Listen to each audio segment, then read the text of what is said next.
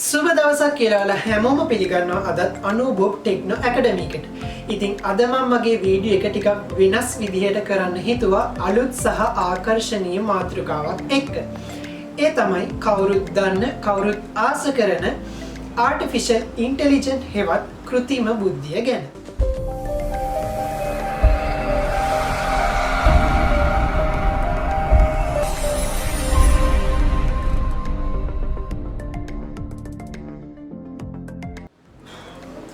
Artificial intelligent ගැන කතා කරද්දී ඔයාලගේ ඔළුවට මුලින්ම එන දෙයක් තමයි ආටිෆිෂල් ඉන්ටෙලිජන්ට් ඇසුරෙන් නිර්මාණය වෙච්ච මූවීස් ටික. ප්‍රධාන වශයෙන් ගත්තම AI, Raven, Ex Machine, iRobot, The Machine ඔය වගේ AI පාවිච්චි කරපු මූවීස් ටිකක් තමයි ඔයාලගේ ඔළුවට එන්නේ. ඇත්තටම මේ මූවීස් ගණනාවෙම සිද්ධ වෙන්නේ AI පාවිච්චි කරලා නිර්මාණය කරපු රොබෝ ඇසුරින් චිත්‍රපටය නිර්මාණය කරන එක තමයි. ඉතින් ඇත්තටම AI කියන්නේ මේ රොබෝ දක්වා ගිය deep AI තාක්ෂණය විතරක්ම නෙවෙයි. ඊට අමතරව ඔයාලා දිනපතා පාවිච්චි කරන මෙන්න මේ පුංචි මොබයිල් ෆෝන් එකේ ඔයාලා නිතරම AI ටෙක්නොලොජි එක පාවිච්චි කරනවා. එක්සාම්පල් එකක් විදිහට ගත්තොත් හැමෝම දිනපතාම වගේ පාවිච්චි කරන Facebook app එක. Facebook app එකේ කොතනද artificial intelligence use කරලා තියෙන්නේ? එක්සාම්පල් එකක් විදිහට මම මෙන්න මෙහෙම දෙයක් ගන්නවා. ඔයාලට ඕන වෙනවා Bluetooth mouse එකක් purchase කරගන්න. එහෙම කරන්න ඕන නම් ගොඩක් අය කරන දෙයක් තමයි website වලට ගිහිල්ලා හොඳ mouse පිළිබඳව details ටිකක් search කරලා බලන එක. ඊළඟට AliExpress, eBay, Daraz වගේ websites apps වලට ගිහිල්ලා ඔයාලා බලනවා ඔයාලා මේ කැමති ඔයාලා තෝරගත්ත mouse එක කීයකටද ඔයාලට purchase කරගන්න පුළුවන් කියලා.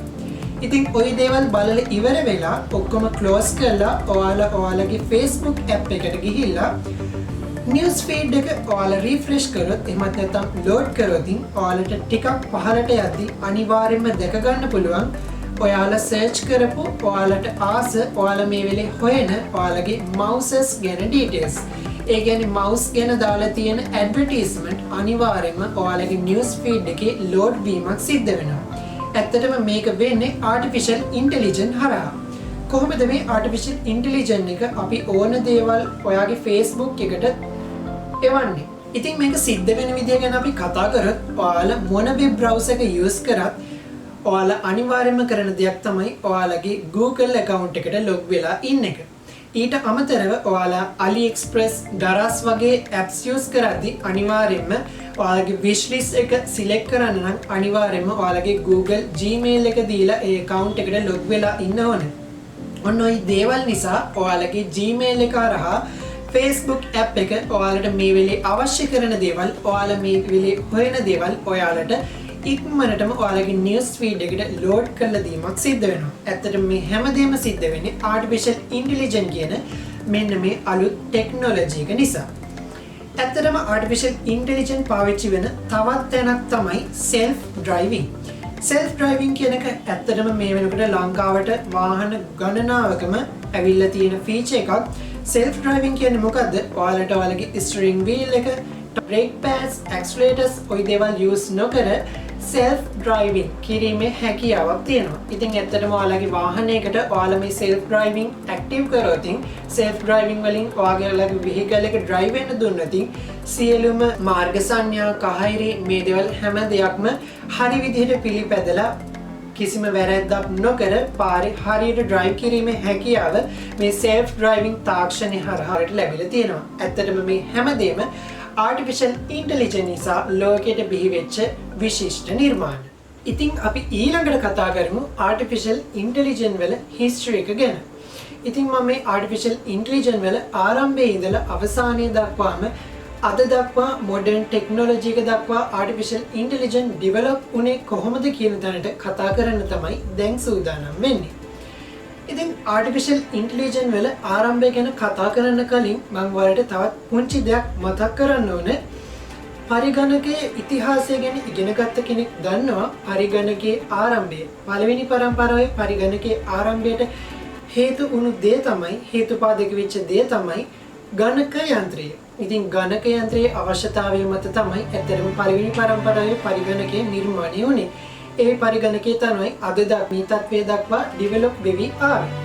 ඉතින් අපේ ආටිෆිෂල් ඉන්ටෙලිජන්ස් ඔන්න ওই වගේ දෙයක් තමයි ආටිෆිෂල් ඉන්ටෙලිජන්ස් ඩිවෙලොප් වෙන්න නිර්මාණය වෙන්න හේතු වෙච්ච ප්‍රධානම දේ තමයි චෙස් කියන ක්‍රීඩාව. ඉතින් චෙස් කියන ක්‍රීඩාව ක්‍රීඩා කරන කෙනෙක් දන්නවා චෙස් කියන ක්‍රීඩාව කොච්චර බැරෑරුම් සූක්ෂම අපහසු ක්‍රීඩාවක්ද කියලා. ඉතින් මෙන්න මේ චෙස් කියන ක්‍රීඩාව ආටිෆිෂල් ඉන්ටෙලිජන්ස් හරහා ක්‍රියා කිරීමේ අවශ්‍යතාවය ඇති වුණු විද්‍යාඥයින් පිරිසක් තමයි ආටිෆිෂල් ඉන්ටෙලිජන්ස් කියන ටෙක්නොලොජි එක බිල්ඩ් වෙන්න හේතු වුණේ. ඉතින් ජෝන් මෙකානි ඇතුළු මෙන්න මේ විද්‍යාඥයින් 10 දෙනා ඩර්මවුත් කොන්ෆරන්ස් එකේදී ආටිෆිෂල් ඉන්ටෙලිජන්ස් වල ෆාදර්ස්ලා විදිහට රෙකමන්ඩ් වෙච්ච අය. ඉතින් ආටිෆිෂල් ඉන්ටෙලිජන්ස් ඇසුරින් අපි බලමු කොහොමද මේ චෙස් ක්‍රීඩාව ක්‍රීඩා කරන තත්ත්වයට අපේ ආටිෆිෂල් ඉන්ටෙලිජන්ස් ටෙක්නොලොජි එක හැදුනේ කියලා. ඉතින් ආටිෆිෂල් ඉන්ටෙලිජන්ස් හරහා මේ චෙස් ක්‍රීඩාව ක්‍රීඩා කිරීම සඳහා නිර්මාණය වෙච්ච පළවෙනි පරිගණකය තමයි ඩීප් බ්ලූ කියන පරිගණකය. ඉතින් මේ පරිගණකයේදී සිද්ධ වුණේ චෙස් ක්‍රීඩාව ක්‍රීඩා කරන පුද්ගලයෙක් විසින් ක්‍රීඩා කරන සියලුම චෙස් ස්ට්‍රැටජීස් ටික මෙන්න මේ ආටිෆිෂල් ඉන්ටෙලිජන්ස් යූස් කරන ඩීප් බ්ලූ පරිගණකයට ෆීඩ් කරන එක. මුලින්ම මේ ඩේටා ටික ෆීඩ් කරවලා ඊට පස්සේ ඒ පරිගණකය හරහා චෙස් ක්‍රීඩාව ක්‍රීඩා කරවීම සිද්ධ වුණා. ඉතින් ආරම්භයේදී මේ ඩීප් බ්ලූ පරිගණකයේ ප්‍රොසෙසිං වල ලොකු ගැටලු ඇති වුණා. නමුත් පසු කාලීනව මේක සිද්ධ වෙච්ච ප්‍රොසෙස් එකේ ඩෙවලොප්මන්ට් එක එවකට ඉඳපු විශිෂ්ටම චෙස් ශූරය පරද්දන්න පවා මේ ඩීප් බ්ලූ කියන පරිගණකයට හැකියාව ලැබුණා.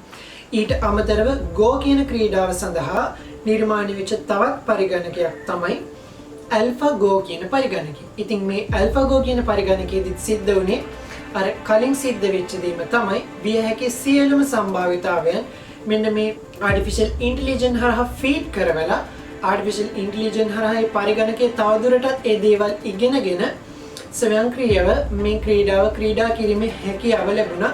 ඉතින් මේ AlphaGo කියන පරිගණකයටත් ඇත්තටම Go ක්‍රීඩාවේ විශිෂ්ට ශූරීන් පරද්දන්න හැකියාව ලැබුණා. ඇත්තටම මේ ෆීඩ් කරන කතාව ඇත්තටම අපේ නියුරෝන සෛල වලින් සිද්ධ වෙන ක්‍රියාවලියට ගොඩාක්ම ආසන්නයි. අපේ බ්‍රේන් එකේ සිද්ධ වෙන ක්‍රියාවලියම තමයි මේ ආටිෆිෂල් ඉන්ටෙලිජන්ස් දක්වා ඩෙවලොප් වෙන්න හේතු වෙච්ච දේ. ඉතින් කොහොමද මේ දේ සමාන වෙන්නේ? අපි සාමාන්‍යයෙන් වර්ෂ වේලාවක් සහ අවුව පායන වේලාවක් ඩිටෙක්ට් කරගන්නේ අපි කලින් අහස දිහා දැකලා අපේ බ්‍රේන් එක විසින් ස්ටෝර් කරගෙන තියෙන data තුලින් තමයි. ඉතින් අපි අපේ පුංචි කාලයට ගිහින් චුට්ටක් හිතුවොත් අපි අපේ පුංචි කාලේදී බෑ අහස දිහා බලලා තව ටිකකින් වහිනවා, තව ටිකකින් පායනවා, තව ටිකකින් සුළං තත්ත්වයක් එනවා. ওই වගේ දේවල් අපිට අහස දිහා පරිසරය දිහා බලලා පොඩි කාලේදී තීරණ ගැනීමේ හැකියාවක් නැහැ. නමුත් අපේ වයස යද්දී අපි අපේ ඇස විසින් අපේ එක ඉන්ද්‍රියන් විසින් ඩිටෙක්ට් කරගන්න දේවල් through අපේ මොළය හඳුනා ගන්නවා මෙන්න මේ සිද්ධි මෙන්න මේ අවස්ථාවේදී මෙන්න මේ පිච් එක දැන් තියෙනවා නම් අනිවාර්යෙන් තව ටිකකින් මෙන්න මේ දේ සිද්ධ වෙනවා කියලා අපේ මොළය විසින් තාර්කිකව දේවල් කරන එක තමයි මෙන්න මේ ආටිෆිෂල් ඉන්ටෙලිජන්ස් වලත් ඩෙවලොප්මන්ට් වලට පාදක වෙච්ච දේ. අපේ මනස විසින් මෙන්න මේ විදිහට data feed කරගන්න එකම තමයි අපේ මේ ආරම්භයේදී සිද්ධ වෙච්ච Deep Blue කියන පරිගණකයටත් data feed කරලා තමයි දේවල් ඉගෙනන්නේ. ඉතින් ওই විදිහට සයන්ටිස්ට්ලා දිගටම ඩෙවලොප්මන්ට් කරගෙන යද්දී සයන්ටිස්ට්ලාට තේරුම් ගිය තවත් දෙයක් තමයි ඇත්තටම මනුෂ්‍යයාගේ මනස විසින් තර්ක මත පදනම්ව පමණක්ම නෙවෙයි හැඟීම් සිතවිලි මතත් තීරණ ගැනීමක් සිද්ධ කරනවා කියලා. ඉතින් ඔන්න ඔය දේ නිසා ආටිෆිෂල් ඉන්ටෙලිජන්ස් තවදුරටත් ඩෙවලොප්මන්ට් වෙන්න පටන් ගත්තා. ස්වයංක්‍රීයව ආටිෆිෂල් ඉන්ටෙලිජන්ස් හරහා හිතලා එයාම දෙයක් සිද්ධ කරන තත්ත්වයට ආටිෆිෂල් ඉන්ටෙලිජන්ස් ඩෙවලොප් වුණා. ඉතින් ඊළඟට සිද්ධ වෙච්ච ඩෙවලොප්මන්ට් එකක් තමයි මම කලින් කතා කරපු AlphaGo කියන පරිගණකයේ අලුත්ම ඩෙවලොප්මන්ට් එක. AlphaGo 0. ඉතින් මේ AlphaGo 0 කියන පරිගණකයේදී මොකද්ද සිද්ධ වුනේ? කලින් වගේ මේ පරිගණකයට ස්ට්‍රැටජිස් ෆීඩ් කිරීමක් සිද්ධ කරේ නැහැ. මේ පරිගණකයට මේ Go කියන ක්‍රීඩාවේ ඉන්ස්ට්‍රක්ෂන්ස් විතරක් කියලා දෙන එක තමයි සිද්ධ කරේ. ඉතින් මේ පරිගණකයේ විසින් තනියම Go ක්‍රීඩාව ක්‍රීඩා කරලා අලුත් ස්ට්‍රැටජිස් හදාගෙන තමන්ගේ ප්‍රතිවාදියත් එක්ක කරට කර තරඟ කරන්න හැකියාව මෙන්න මේ AlphaGo Zero කියන පරිගණකයට ලැබුණා. ඉතින් මේ AlphaGo Zero කියන පරිගණකය AlphaGo කියන පරිගණකය ඒ කියන්නේ මිනිසා විසින් ඇතුළත් කරපු ස්ට්‍රැටජිස් අභිබවා AlphaGo Zero කියන පරිගණකය Go කියන ක්‍රීඩාවේ ජයග්‍රහණය කිරීමට හැකියාව ලැබුණා. ඉතින් වාර 100ක 200ක පමණ ක්‍රීඩා වාර සංඛ්‍යාවකදී 100% ප්‍රතිශතය ලබා ගැනීම AlphaGo Zero කියන පරිගණකය ජයග්‍රහණය කිරීමේ හැකියාව ලැබුණා. ඉතින් මම කතා කර Deep Blue කියන පරිගණකය වුණත් AlphaGo වුණත් AlphaGo Zero වුණත් මේ හැම පරිගණකයකටම ඒ පරිගණකයට ආවේනික එක දෙයක් විතරයි කරන්න පුළුවන්කම ලැබුණේ. ඉතින් මේ එක දෙයක් විතරක් කරන්න හැකියාව අපිට ඇත්තටම ප්‍රායෝගිකව අත්‍යවශ්‍යම වෙන දෙයක් නෙවෙයි. ඉතින් මෙන්න මේ එක දෙයකට වඩා දේවල් කරන්න, එක දෙයකට වඩා දේවල් ඉගෙනගෙන ඩෙවලොප් කරගෙන සිද්ධ කරන්න තමයි machine learning කියන concept එක මේ artificial intelligence එක බැඳිලා ඉස්සරහට යන්න පටන් ගත්තා. artificial intelligence වල ඊළඟට සිද්ධ වෙච්ච තවත් විශිෂ්ට development එකක් තමයි IBM Watson කියලා කියන්නේ. ඉතින් මේ IBM Watson කියන පරිගණකයේ විශේෂත්වය ගැන මොකක්ද කියලා කතා කරොත් IBM Watson කියන පරිගණකයට හැකියාව තියෙනවා ඕනම ප්‍රමාණයක ලිපි පොත්පත් සංගරා කියවලා ඒවයි තියෙන වැදගත් කරුණු note down කරගෙන ඒ දේවල් point down කරගෙන ඒව තමන්ගේ store එකේ තියාගෙන අනවශ්‍ය දේවල් ඉවත් කරලා තමන් ස්ටෝර් කරගත්ත data වල පිළිවෙලක් සකස් කරලා ඒ දේවල් ඔළුවට දාගෙන ඒ තුලින් තීරණ ගැනීමේ හැකියාව IBM Watson කියන පරිගණකයට ලැබිලා තියෙනවා. IBM පරිගණකයට හැකියාව ලැබිලා තියෙනවා මේ විශේෂත්වයන් නිසා මෙතෙක් හඳුනාගෙන නැති රෝග ලක්ෂණ හඳුනාගෙන ඒවට බෙහෙත් කිරීමේ හැකියාව පවා ඉදිරියට මේ IBM Watson කියන පරිගණකය තුලින් අපිට සිද්ධ කරගන්න පුළුවන්.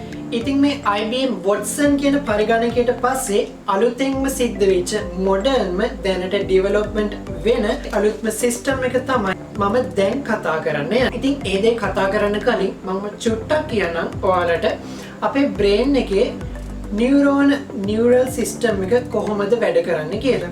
ඇත්තටම අපේ බ්‍රේන් එකේ තියෙන නියුරෝන්ස් දෙකක් අතර මෙන්න මේ වගේ පුංචි ગેප් එකක් තියෙනවා. ඒ ગેප් එකට අපි කියන්නේ ආගමයක් කියලා.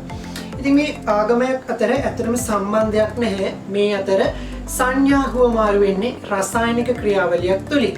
ඉතින් මේ රසායනික ක්‍රියාවලියේදී ඇත්තටම විද්‍යුත් චුම්බක තරංග හට ගැනීමක් සිද්ධ වෙනවා. ඉතින් අපේ සයන්ටිස්ට්ලා බොහෝ කාලයක් තිස්සේ කරගෙන ඩෙවලොප්මන්ට් එකක් තමයි අපේ බ්‍රේන් එකට ඉලෙක්ට්‍රෝඩ සම්බන්ධ කරලා අපි පරිගණකයක් සිතිවිලි වලින් පාලනය කරන තත්ත්වයට ඩෙවලොප් කරන එක. ඉතින් නියුට්‍රලින් කියන සමාගම විසින් අලුතෙන් ආරම්භ කරලා තියෙනවා රොබෝ කෙනෙක් ක්‍රියේට් කරලා තියෙනවා බිල්ඩ් කරලා තියෙනවා. ඒ රොබෝට හැකියාව තියෙනවා අපේ බ්‍රේන් එකට ඉලෙක්ට්‍රෝඩ විශාල සංඛ්‍යාවක් කිසිම සැත්කමකින් තොරව සම්බන්ධ කරන්න.